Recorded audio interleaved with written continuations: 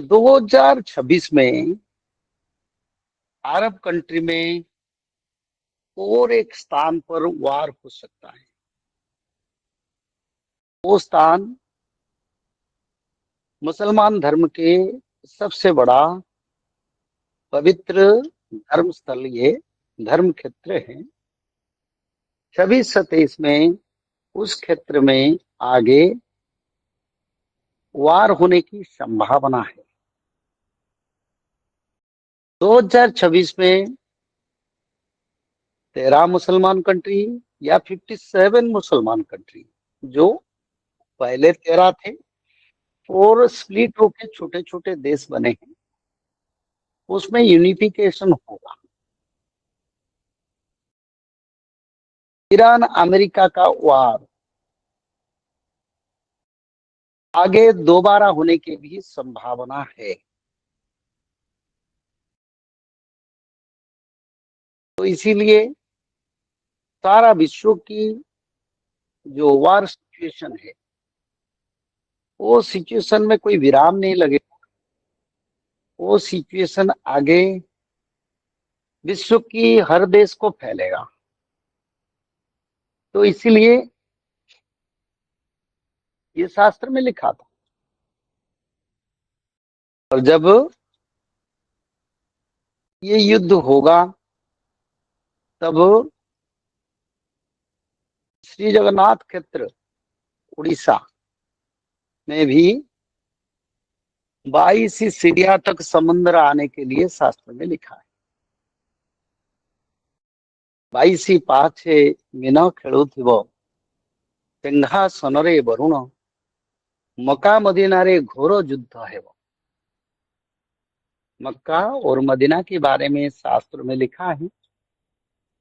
जब जगन्नाथ क्षेत्र में 22 सीढ़ियां तक समुद्र भी उस समय आएगा और उसी समय पवित्र धर्म क्षेत्र मक्का मदीना पर भी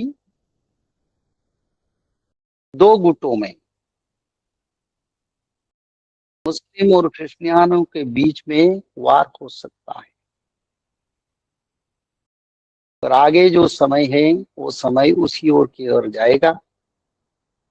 दूसरा, ईरान अमेरिका का युद्ध आगे दोबारा होके फिर बंद हो सकता है, ये भी संभावना। अगर मक्का मदीना में वार नहीं हुआ तब अमेरिका ईरान का वार भी हो सकता है। तो इसीलिए विश्व में युद्ध का सिचुएशन, वार का जो सिचुएशन, वो बढ़ेगा, कम नहीं होगा।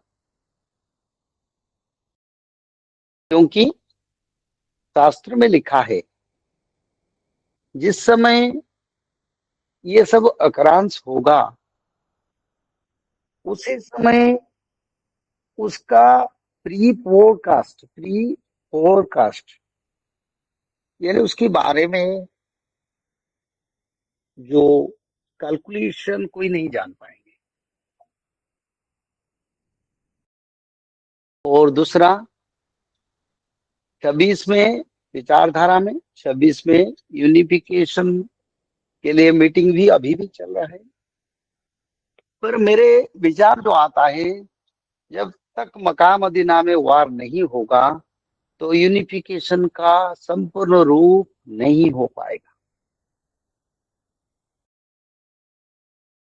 और साथ ही साथ